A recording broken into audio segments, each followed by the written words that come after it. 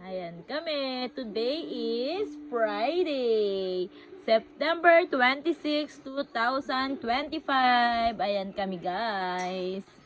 Ito si Aki, may ngipin na. Magsi 6 months na siya guys. Ayan, super sakit ng mga gat ng kanyang dede. Ng aking utong. Diyos ko po, napakasakit. Mayat maya.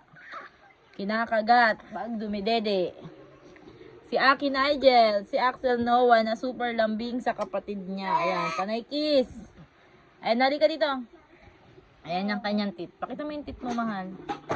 Pakita mo yung tit mo, mahal. Pakita mo kay Daddy sa ating mga subscribers. Kala mo talaga may subscribers tayo, no? Pakita mo, yun, yun, yun, pakita mo, yun, ano nyo ng tang nyo. Pakita mo, yun, yun, nakita nyo guys. Ayun yung tit niya. Pakita mo kasi ang tit mo, kaya medyo masama ang kanyang pakiramdam. Iyak ng iyak. Ayan. Tapos medyo may sinat-sinat siya guys nung nakaraan tsaka ngayon. Huwag mo na masyadong pisilin ng pisngi, mahal. Wawa naman kapatid mo. Ayan. Pakita mo yung tit mo. Ay, naano niya ng tang niya eh. Hello! Halika dito, mahal. Axel. Hello guys. Diyos ko, napakataba na ng mami oh. Hello, nandito kami guys sa condo. Ayan. Ayan, mga baby pa ang aking Junakis. Ito ay magsi 6 months pa lang. Tapos ang isa ko magta3 taon sa December. Ayan guys, kaya gumagawa ko ng mga video na ganito guys para makita nila pag laki nila. Kung ano bang ginagawa nila. Ayan ang aking panganay na si Axel. Ang ginagawa mo anak?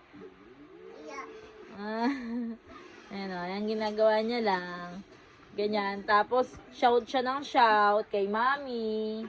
Naaway niya si mami. Naaway mo ako na. Abe. Ang gagawin mo kay mami? Ina. Ano lang gagawin mo kay mami? Lablab. O, paano lablab? Abe to abe. Opo, lablab mo mami. Bibigab-gab. Yes. O, kiss mo naman si mami, anak. Give me a kiss, mami. At bibi. Bibi aray. Hindi, lablab lang. Okay. No.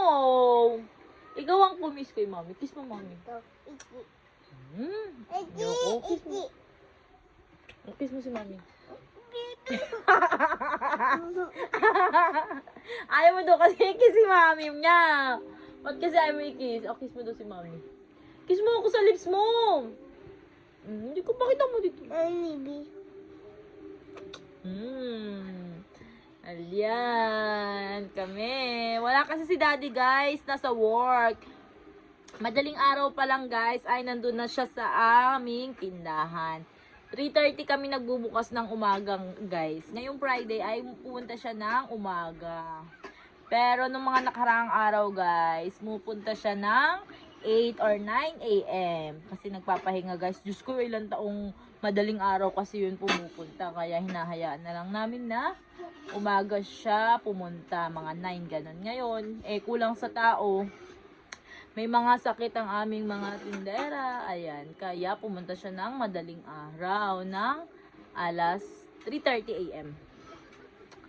Ayan, Diyos ko, napakahagar ng eabab. Ano ba naman niya? Walang kaayos-ayos. Ganyan ang totoong mami pag nasa bahay. Ganyan ang itsura. Ayan. Ayan lang kami. Tapos di pa naliligo ang mga bata dahil nga makulimlim, napakalamig. Kaya kahapon naman guys, naligo tong batang ito. Every other day to naliligo, hindi daily. Kasi baka sipunin. Pag nasa bahay lang naman ng bata guys, ganyang baby, pwede namang every other day siya maligo. Pero si Axel guys, Diyos ko, umaga at saka gabi, naglilinis siya sa gabi. Tapos pagka mga ganitong oras naliligo siya, mamaya makaliliguan ko na yan. Everyday yan, walang patid. Pero ito every other day lang maligo. Kasi baby pa siya guys. Kahit naman si Axel Noah nung dati din, ganun din ang ginagawa ko. Ano dun siya? What that mean? Pressure tasa. Di ba, I give it to you? Ano, tignan mo dyan sa ilalim. Parang nalaglagan kanina, narinig ko eh. Oh, mauntog ka mahal. Ayan guys, yun lang. Thank you for watching guys. Ayan, babu. Babay na. Babay na, babay. Babay. Mwah.